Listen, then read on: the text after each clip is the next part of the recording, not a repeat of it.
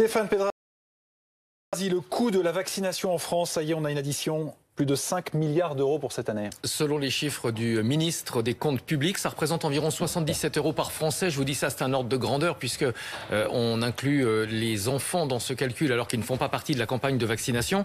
5,2 milliards d'euros, ça comprend bien évidemment l'achat des doses de vaccins, mais aussi toute la logistique jusqu'à l'injection. Et c'est pas anodin puisque vous le savez, certains vaccins doivent être conservés entre moins 70 et moins 80 degrés. Ça veut dire qu'il a fallu acheter d'énormes super congélateurs qui peuvent valoir jusqu'à 12 500 € pièce. Ça fait grimper évidemment l'addition. Dans l'absolu, c'est un montant considérable, cette vaccination, mais c'est assez limité par rapport aux mesures de soutien économique. Le coût du quoi qu'il en coûte pour les entreprises, c'est entre 55 et 60 milliards d'euros sur l'ensemble de l'année. Donc finalement, la vaccination, c'est à peine 10% de ce montant. Bon, mais il faut y ajouter le coût des tests. C'est vrai, tests antigéniques, tests PCR. L'an dernier, c'était 2,8 milliards d'euros. Ça devrait être aux environs de 5 milliards cette année. En France, c'est gratuit et on oublie parfois la chance qu'on a d'être français, puisqu'il y a peu de pays en Europe qui ont fait le choix de la gratuité. Exactement.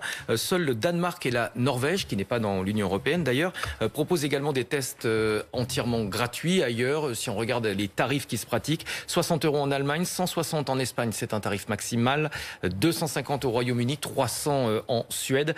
Dans ces pays, c'est gratuit uniquement si vous avez des symptômes ou si vous êtes cas contact. Gratuit, il y a quand même l'État qui paye. Et l'État, c'est le contribuable. Là, on sent Damien contribuable. Oui, effectivement, la facture vient s'ajouter à la liste des longues dépenses, à la longue liste des dépenses de la crise sanitaire, financée en fin de compte par de la dette. Donc oui, la dette elle sera à la charge du contribuable. Il faudra la rembourser, mais tout cela, évidemment, c'est sur le principe qu'on la remboursera un jour, ce qui n'est pas encore gagné.